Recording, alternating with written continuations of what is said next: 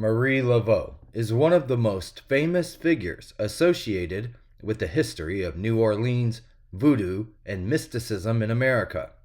Known as the Voodoo Queen of New Orleans, her life is surrounded by myth, mystery, and intrigue, blending historical fact with folklore to create a legacy that continues to captivate people today.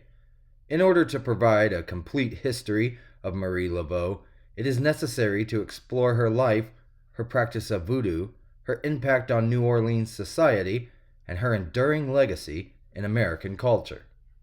Marie Laveau was born on September 10, 1801, in the French Quarter of New Orleans, during a time when the city was a cultural melting pot under French, Spanish, and later American rule.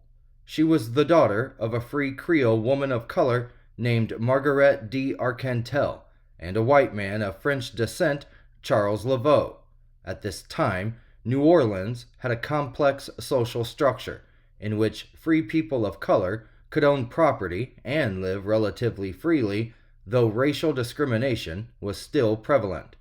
Marie Laveau's Creole heritage played a significant role in shaping her identity. The Creole population was a diverse group composed of people of mixed African, European, and Native American ancestry. New Orleans, being a port city with a history of French and Spanish colonization, as well as African slavery, fostered a unique blend of cultural traditions, including African spirituality and Catholicism. Marie Laveau was raised in this culturally rich environment, where the influences of these diverse traditions would shape her future practices. Marie was reportedly a devout Catholic, regularly attending Mass at St. Louis Cathedral, a landmark in the heart of New Orleans. Her strong Catholic faith would later become one of the defining features of her approach to voodoo, blending elements of African religion with Catholic rituals and saints. At the age of 18, Marie Laveau married Jacques Paris, a Haitian immigrant who had fled to New Orleans after the Haitian Revolution. Their marriage was recorded at St. Louis Cathedral in the year 1819, further cementing her connection to the Catholic Church. Jacques Paris was described as a carpenter, and not much else is known about his life. However, within a few years of their marriage, Jacques disappeared under mysterious circumstances. Some sources suggest he died, while others believe he may have left New Orleans or even been murdered. Regardless of the truth, Marie Laveau began referring to herself as the Widow Paris and continued to use the name for much of her life. After Jacques' disappearance, Marie entered into a long-term relationship with a wealthy white man named Louis Christophe Dumy de Glapion. Though interracial marriages were not legally recognized at the time, the two lived together as husband and wife for many years. They had at least 7 children together, although some sources suggest that they may have had as many as 15 children, most of whom did not survive to adulthood. Their relationship reflected the complex social dynamics of New Orleans, where interracial relationships were more common than in other parts of the United States. It was during the 1820s and 1830s that Marie Laveau began to establish herself as a prominent figure in New Orleans voodoo culture. Voodoo, a spiritual practice with roots in West African religions, had been brought to the Americas by enslaved Africans and had evolved over time, incorporating elements of Catholicism and other local traditions. In New Orleans, voodoo became a particularly potent force, blending African religious practices with French and Spanish Catholicism that dominated the city. Marie Laveau's rise to prominence as the Voodoo Queen coincided with a period when voodoo was gaining popularity among both the enslaved and free black populations of New Orleans. Her initial forays into voodoo may have been influenced by her mother or her grandmother, both of whom are believed to have practiced voodoo in some form.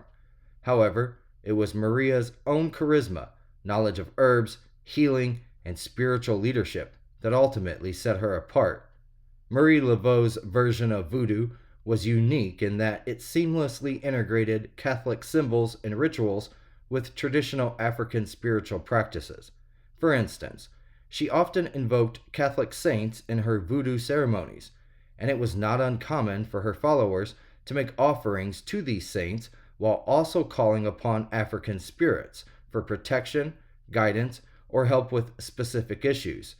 This blending of Catholicism and voodoo helped legitimize the practice in the eyes of the New Orleans population, many of whom were devout Catholics. Laveaux also distinguished herself as a healer and herbalist. She was known for her extensive knowledge of medicinal plants and remedies, which she used to treat various ailments. This made her popular not only among the black population of New Orleans, but also among the white residents, many of whom sought her services for health issues, love potions, or to secure success in business or legal matters. Her reputation as a healer gave her a certain level of social and economic power, and she became a central figure in the community. Marie Laveau's influence extended beyond the spiritual realm. She was deeply involved in the social and political life of New Orleans, wielding considerable power and influence in the city. Her voodoo ceremonies, held in secret locations such as Congo Square and on the shores of Lake Pontchartrain, attracted large crowds and participants from all walks of life. These gatherings often included elaborate rituals involving dancing, chanting, and the invocation of spirits. While some of these ceremonies were open to the public, others were more exclusive and involved influential members of New Orleans society, including politicians, wealthy businessmen, and members of the legal community. It is said that Marie Laveau used her influence and connections to help people of all social classes, from enslaved individuals to wealthy elites. For example, she was known to use her spiritual powers to protect enslaved people, helping them escape harsh punishment or even gain their freedom. At the same time, she was also sought after by the city's elite, who believed that her spiritual guidance could bring them success and protection. Marie Laveau's political influence was also apparent in her relationships with key figures in New Orleans' legal and political communities. It is rumored that she often used her position as a voodoo priestess to gather information and influence legal outcomes. Some accounts suggest that she was involved in helping people navigate the legal system, whether by offering spiritual guidance or by using her connections to sway judges and lawyers in favor of her clients. This made her a powerful figure in the city, both feared and respected. Her power and influence were further solidified by her role as a community leader. She was known to offer her services to those in need, regardless of their race or social standing. She provided spiritual guidance, medical care, and legal advice, earning her the loyalty and respect of a diverse group of followers. Her home on St. Anne Street became a center for community gatherings where people would come to seek her help and participate in her voodoo rituals. Marie Laveau's practice of voodoo was deeply rooted in African spiritual traditions, but was also shaped by the unique cultural and religious landscape of New Orleans. Voodoo, as practiced by Laveaux, involved the worship of spirits known as Iowa, and were believed to govern various aspects of life, such as love, health, and wealth. These spirits were often associated with Catholic saints, and Laveau's followers would invoke them through prayer, offerings, and rituals. One of the most well-known aspects of Laveau's voodoo practice was her use of charms, amulets, and potions, often referred to as gris-gris. These objects were believed to have magical properties and were used for a variety of purposes, such as protection from harm, attracting love, or bringing good luck. Laveau's knowledge of herbs and plants also played a significant role in her healing practices, and she was known to create powerful remedies for a range of ailments. Laveau's voodoo ceremonies were highly theatrical and often involved drumming, dancing, and singing. These rituals were designed to invoke the spirits and to create a connection between the physical and spiritual worlds. Participants would enter into trances, believed to be a form of possession by the spirits, during which they would communicate with the spirits and seek their guidance. These ceremonies were both spiritual and social events, bringing together people from different backgrounds and reinforcing the sense of community among Laveau's followers. One of the most famous rituals associated with Marie Laveau was the St. John's Eve celebration held annually on June 23rd, the eve of the Catholic feast day of St. John the Baptist. This event, which took place on the banks of Lake Pontchartrain, attracted large crowds and was a key moment in the New Orleans Voodoo calendar. The ritual involved cleansing in the waters of the lake, offerings to the spirits, and dancing around bonfires. It was a time for renewal and purification, and many people, including prominent members of society, participated in these celebrations. One of the reasons Marie Laveau's legacy is so enduring is the blend of fact and fiction that surrounds her life. Over the years, her story has been embellished with supernatural elements, and many myths have arisen about her abilities and deeds. Some claim that she had the power to control the weather, heal the sick, and even raise the dead.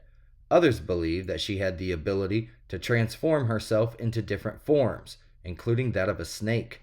These myths have contributed to the perception of Marie Laveau as a powerful and mysterious figure, someone who was both revered and feared. While it is difficult to separate fact from fiction in the stories about her life, what is clear is that she had a profound impact on the people of New Orleans and the development of voodoo within the city. One of the most persistent myths about Marie Laveau is that she lived well beyond her natural lifespan, with some claiming that she lived to be over 150 years old. This belief likely arose due to the fact that her daughter, also named Marie Laveau, took up the mantle of Voodoo Queen after her mother's death. The younger Marie Laveau bore a striking resemblance to her mother, leading some to believe that the elder Laveau had achieved immortality. Marie Laveau died on June 15, 1881, at the age of 79, though some reports claim she was even older. Her death was widely reported in New Orleans newspapers, which noted her significant contributions to the city and her role as a spiritual leader. Despite her death, Marie Laveau's legacy lived on through her daughter and the many followers that she had cultivated during her lifetime. Marie Laveau is buried in St. Louis Cemetery No. 1 in New Orleans, in a tomb that has become a site of pilgrimage for those interested in voodoo and the occult. Visitors to the cemetery often leave offerings at her tomb, such as coins, candles, and flowers, and some even mark the tomb with 3 X's, in the belief that this will bring good luck or grant a wish. Her tomb remains one of the most visited sites in New Orleans, further cementing her status as a cultural icon.